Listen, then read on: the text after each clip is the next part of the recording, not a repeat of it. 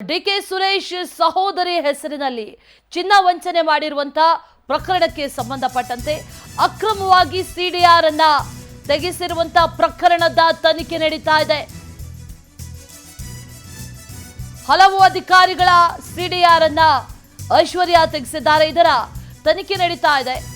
ಈ ಪ್ರಕರಣ ಸಂಬಂಧ ವಂಚಕಿ ಐಶ್ವರ್ಯ ಗೌಡ ಮಾತಾಡಿದ್ದಾರೆ.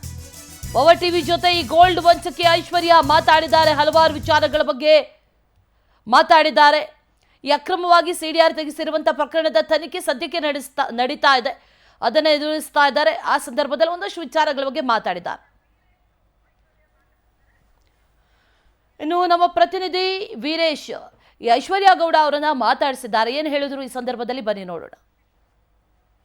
ಗೌಡ ವಿರುದ್ಧ ಏನು ಸಾಕಷ್ಟು ಆರೋಪಗಳು ಕೇಳಿ ಬಂದಿರುವಂಥದ್ದು ಮತ್ತು ಅವರ ವಿರುದ್ಧ ಈಗಾಗಲೇ ಕಳೆದ 2-3 ತಿಂಗಳಿಂದ ಈಗಾಗಲೇ ಏನು ಅವರ ವಿರುದ್ಧ ಏನು ಮಾಧ್ಯಮದಲ್ಲಿ ಕೂಡ ಈಗಾಗಲೇ ಅವರ ವಿರುದ್ಧ ಕೇಸುಗಳಾಗಿರ್ಬೋದು ಮತ್ತು ಅವರುಗಳ ವಿರುದ್ಧ ಆರೋಪಗಳು ಕೂಡ ಈಗಾಗಲೇ ಸಾಕಷ್ಟು ಕೇಳಿ ಬಂದಿರುವಂಥದ್ದು. ಸದ್ಯಕ್ಕೆ ಇವೆಲ್ಲ ಆರೋಪಗಳಿಗೆ ಅವರು ಸ್ಪಷ್ಟೀಕರಣ ಕೊಡಲಿಕ್ಕೆ ನನ್ನ ಜೊತೆನೇ ಇದ್ದಾರೆ. ಆ ಯಾವ ವಿಚಾರಕ್ಕೆ ಅವರು ಕಂಪ್ಲೇಂಟ್ ಆಯಿತು ಮತ್ತು ಏನು ಫ್ರಾಡ್ ಕೇಸು ನನ್ನ ಮೇಲೆ ಯಾವ ರೀತಿ ಆರೋಪ ಬಂದಿತ್ತು ಅನ್ನೋದ್ರ ಬಗ್ಗೆ ಅವರೇ ಸ್ಪಷ್ಟೀಕರಣ ಕೊಡ್ತಾರೆ. ಅವ್ರ ಬಗ್ಗೆ ನಾನು ಕೇಳ್ತೀನಿ. ಮೇಡಮ್, ಫಸ್ಟು ಪ್ರಕರಣಗಳ ಬಗ್ಗೆ ಏನು ಹೇಳ್ತೀರಾ?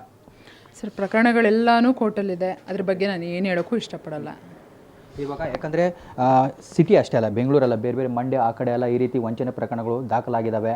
ಇದೇ ರೀತಿ ಮೋಸ ಮಾಡಿದ್ದಾರೆ ಬೇರೆ ಕಡೆ ಸುಮಾರು ಕೂಡ ದಾಖಲಾಗಿದ್ದಾವೆ. ಈಗ ಒಂದು ಕಡೆ ಈಗಾಗಲೇ ಪ್ರಕರಣ ದಾಖಲಾಗ್ತಿದ್ದಂತೆ ಬೇರೆ ಬೇರೆ ಕಡೆ ಕೂಡ ಅವರ ವಿರುದ್ಧ ದಾಖಲಾಗಿರೋ ಇದೇ ರೀತಿ ಅವರು ವಂಚನೆ ಮಾಡಿದ್ದಾರೆ ಅನ್ನೋ ಒಂದು ಆರೋಪಗಳೇ ಈಗ ನಿಮ್ಮನ್ನು ಇಲ್ಲಿ ಮಟ್ಟ ತಂದು ನಿಲ್ಲಿಸಿದೆ. ಇದನ್ನು ನಾನು ಮಂಡ್ಯದಲ್ಲಿ ಕೇಳಿದಾಗಲೂ ಹೇಳಿದ್ದೀನಿ. ಇಷ್ಟ ಆಗಿರೋ ಕಂಪ್ಲೇಂಟ್ಗಳಲ್ಲಿ ಕೆಲವರು ನನಗೆ ಗೊತ್ತಿದ್ದಾರೆ, ಕೆಲವರು ನನಗೆ ದುಡ್ಡು ಕೊಡಬೇಕಾಗಿದೆ, ಕೆಲವರು ಯಾರು ಅನ್ನೋದೇ ಗೊತ್ತಿಲ್ಲ, ಅವ್ರ ಮುಖಗಳೇ ಗೊತ್ತಿಲ್ಲ. ಈ ಥರ ಎಲ್ಲರೂ ಸೇರಿ ಪ್ಲ್ಯಾನ್ ಮಾಡಿ ಮಾಡ್ತಾ ಇರೋದು. ಸೊ ಹೀಗಾಗಿ ಈ ವಿಷಯ ಎಲ್ಲನೂ ನಾನು ಇದ್ರ ಬಗ್ಗೆ ಮುಂದೆ ಮಾತಾಡೋದು ಬೇಡ. ಯಾಕಂದರೆ ಇದ್ರ ಬಗ್ಗೆ ಎಲ್ಲ ಕೋರ್ಟಲ್ಲಿದೆ, ನಡೀತಾ ಇದೆ. ಯಾರು ಏನೇನು ಟಾರ್ಗೆಟ್ ಮಾಡಿ ಏನೇನು ಮಾಡ್ತಿದ್ದಾರೋ ಮಾಡಲಿ, ಇಷ್ಟೇ ಎದುರಿಸ್ತಾ ಇದ್ದೀವಂತೆ. ಮೇಡಮ್, ಈಗ ಗೋಲ್ಡ್ ತೆಗೆದುಕೊಂಡು ಈ ರೀತಿ ವಂಚನೆ ಮಾಡಿದ್ದಾರೆ. ಒಂದು ಕಡೆ ವ್ಯವಹಾರ ಕೂಡ ಆಗಿತ್ತು. ಅದಾದಮೇಲೆ ಮತ್ತೆ ಅವರು ವ್ಯವಹಾರ ಕೂಡ ಎಲ್ಲೇ ಕೆಡಿಸ್ಕೊಂಡ್ರು. ಗೋಲ್ಡ್ ತೊಗೊಂಡೋಗಿ ಹಣನೂ ಕೊಡದೆ ನಮ್ಮ ರೀತಿ ಮೋಸ ಮಾಡಿದ್ದಾರೆ. ಕೇಳಲಿಕ್ಕೆ ಹೋದರೆ ರಾಜಕಾರಣಿಗಳ ಹೆಸರು ಹೇಳ್ಕೊಂಡು ನಮಗೆ ಬೆದರಿಕೆ ಹಾಕ್ತಾರೆ ಅನ್ನೋ ಒಂದು ಆರೋಪ ಕೇಳಿ ಬಂದಿತ್ತು. ಸರ್, ಈಗ ನಾನು ಅದೇ ಡೇವನ್ನು ಹೇಳಿದ್ದೀನಿ, ಅದೇ ಹೇಳಿದ್ದು. ಮತ್ತು ಇದು ಕೋರ್ಟಲ್ಲಿರೋದ್ರಿಂದ ಮತ್ತೆ ಇದ್ರ ಬಗ್ಗೆ ಪದೇ ಪದೇ ಮಾತಾಡೋದು ಬೇಡ. ಅವ್ರ ಆತ್ಮಸಾಕ್ಷಿ ಮೆಚ್ಚೋ ಥರ ಅವರು ಕಂಪ್ಲೇಂಟ್ ಕೊಟ್ಟಿದ್ರೆ ನನಗೆ ಖುಷಿನೇ ಸರ್. ಹೇಳ್ತಿದ್ದೀನಲ್ಲ, ಅವ್ರ ಮನಸ್ಸಾಕ್ಷಿ ಮೆಚ್ಚೋ ಥರ ಅವರು ಹೌದು ಇವಳು ನನಗೆ ಹಿಂಗೆ ಮಾಡಿದ್ಲು, ನಾನು ಈ ಥರ ಕಂಪ್ಲೇಂಟ್ ಕೊಟ್ಟಿದ್ದೀನಿ ಅಂತ ಇದ್ದರೆ ನನಗೆ ಖುಷಿನೇ. ಅಥವಾ ಬೇರೆ ಪ್ರೆಷರ್ ಕೊಟ್ಟಿದ್ದಾರಾ ಅಥವಾ ಬೇರೆ ಯಾವುದಕ್ಕೋಸ್ಕರ ಕೊಟ್ಟಿದ್ದಾರೆ ಅಂದರೆ ಮುಂದಿನ ದಿನಗಳಲ್ಲಿ ಗೊತ್ತಾಗುತ್ತೆ. ನೋಡೋಣ, ಮುಂದೆ ಬರಲಿ ಅದೆಲ್ಲ ಆಚೆ. ನಾನು ಒಳ್ಳೆ ತನಿಖಾಧಿಕಾರಿ ಇದ್ದಾರೆ, ಎಲ್ಲ ಆಚೆ ಬರುತ್ತೆ. ನನಗೇನು ನೋವಾಗಿದೆ, ನನಗೂ ನ್ಯಾಯ ಸಿಗುತ್ತೆ ಅಂತ ನಾನು ಅಂದ್ಕೊಂಡಿದ್ದೆ. ಬಟ್ ಅದು ಈ ಲೆವೆಲ್ಗೆಲ್ಲ ಆಗುತ್ತೆ ಅನ್ನೋದು ನನಗೂ ಗೊತ್ತಿರಲಿಲ್ಲ ಅಷ್ಟೇ. ಹೇಳಿ ಮೇಡಮ್, ಈಗ ಒಂದು ಕಡೆ ತನಿಖೆ ನಡೀತಾ ಇರುತ್ತೆ, ಮತ್ತೊಂದು ಕಡೆ ತನಿಖಾಧಿಕಾರಿ ವರ್ಗಾವಣೆ ಆಗುತ್ತೆ. ಅದಾದ ಬಳಿಕ ಮತ್ತೊಬ್ಬ ಅಧಿಕಾರಿ ಬರ್ತಾರೆ, ACP ಚಂದನ್ ಅವರು. ಈ ಒಂದು ಕಡೆ ತನಿಖೆ ನಡೀತಂಥ ಸಂದರ್ಭದಲ್ಲಿ ನಿಮಗೆ ನೋಟಿಸ್ ಕೂಡ ಕೊಡ್ತಾರೆ. ನೋಟಿಸ್ಗೆ ಹಾಜರಾಗಿದ್ರಾ ಹೇಗೆ ಅಂತ? ಅವ್ರು ವರ್ಗಾವಣೆ ಆಗಿಲ್ಲ ಸರ್. ನನ್ನನ್ನು ತನಿಖೆ ಮಾಡ್ತಿರೋ IO ಬಂದು ಭರತ್ ರೆಡ್ಡಿ ಅವರು ಅಲ್ಲೇ ಇದ್ದಾರೆ. ಅವ್ರೇನು ವರ್ಗಾವಣೆ ಆಗಿಲ್ಲ. ವರ್ಗಾವಣೆ ಆಗಿದೆ ಅನ್ನೋ ಒಂದು ವಿಚಾರ ಕೂಡ ಕೇಳಿ ಬರ್ತಾ ಇದೆ. ವರ್ಗಾವಣೆ ಆಗಿದೆ ಅಂತ ಕೇಳಿ ಬಂತು, ಅದನ್ನು ನಾನು ಮೀಡಿಯಾದಲ್ಲಿ ನೋಡಿ ತಿಳ್ಕೊಂಡೆ. ಅದಾದಮೇಲೆ ಮತ್ತೆ ಅವ್ರು ಅಲ್ಲೇ ಇದ್ದಾರೆ. ಸೊ ಕೇಸ್ ಎಂಕ್ವೈರಿ ಮಾಡ್ತಿದ್ದಾರೆ. ಅವ್ರು ನಾನು ಎಂಕ್ವೈರಿ ಫುಲ್ಲು ನಾನು ಸಪೋರ್ಟ್ ಮಾಡಿದ್ದೀನಿ ಅವ್ರಿಗೆ. ಒಂದು ಕಡೆ ಈಗಾಗಲೇ ನೀವು ಹೇಳಿದ ಪ್ರಕಾರ ನನ್ನ ಮೇಲೆ ಇಲ್ಲೇ ಸಲದ ಆರೋಪಗಳು ಮಾಡ್ತಾ ಇದ್ದಾರೆ, ಜೊತೆಗೆ ನನ್ನ ಬೇಕಂತಲೇ ಹಾಕಿಸ್ಲಿಕ್ಕೆ ಏನು ಬೇರೆ ಬೇರೆ ಕಡೆ ದೂರುಗಳು ದಾಖಲಾಗ್ತಾ ಇದ್ದಾವೆ ಅನ್ನೋ ಆರೋಪ ಕೇಳಿ ಬರ್ತಾ ಇದೆ. ಇದ್ರ ಜೊತೆಗೆ ಈಗಾಗಲೇ ಅಧಿಕಾರಿಗಳು ಕೂಡ ಏನು ಅವರು ಐಶ್ವರ್ಯ ಗೌಡ ಅವರ ಒಂದು ಬ್ಯಾಂಕ್ ಅಕೌಂಟ್ ಚೆಕ್ ಮಾಡಿದಾಗ ಸುಮಾರು ಕೋಟ್ಯಾಂತರ ರೂಪಾಯಿ ಹಣದ ಒಂದು ವಹಿವಾಟು ನಡೆದಿದೆ. ಅದು ಎಲ್ಲಿ ಬಂತು, ಯಾವ ರೂಪದ ಬಂತು ಅನ್ನೋದು ಈಗ ಸದ್ಯಕ್ಕೆ ಒಂದು ತನಿಖಾ ವಿಚಾರದಲ್ಲಿ ಕೇಳಿ ಬಂದಿರೋ ಆರೋಪ. ಮೇಡಮ್ ಸರ್, ಅದು ತನಿಖೆಯಲ್ಲಿ ಕೇಳಿ ಬಂದಿರೋ ಆರೋಪ ಅಲ್ಲ.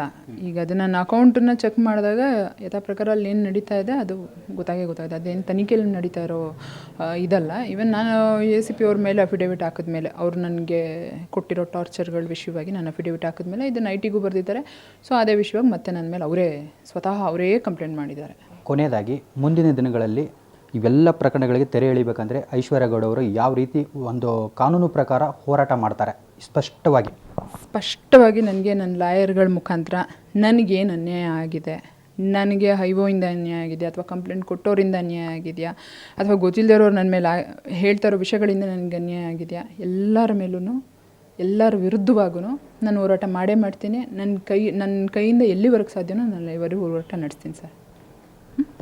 ಇದಿಷ್ಟು ಐಶ್ವರ್ಯ ಗೌಡ್ ಅವರ ಮಾತು. ಯಾಕಂದರೆ ಈಗಾಗಲೇ ನನ್ನ ಮೇಲೆ ಇಲ್ಲದ ಸಲ್ಲದ ಆರೋಪಗಳಾಗಿರ್ಬೋದು ಮತ್ತು ಐಒಗಳು ಬೇಕಂತಲೇ ನನ್ನನ್ನು ಈ ರೀತಿ ಟಾರ್ಗೆಟ್ ಮಾಡಿಕೊಂಡು ಈ ರೀತಿ ಒಂದು ಪ್ರಕರಣಗಳಲ್ಲಿ ಸಿಕ್ಕಾಕ್ಸುವಂಥ ಕೆಲಸ ಮಾಡ್ತಾಯಿದ್ದಾರೆ. ಮುಂದಿನ ದಿನಗಳಲ್ಲಿ ನಾನು ಕಾನೂನು ಪ್ರಕಾರವಾಗಿ ಹೋರಾಟ ಮಾಡ್ತೀನಿ ಅನ್ನೋ ಒಂದು ಮಾತನ್ನು ಈಗಾಗಲೇ ಐಶ್ವರ್ಯ ಗೌಡ್ ಅವರು ಹೇಳಿದ್ದು.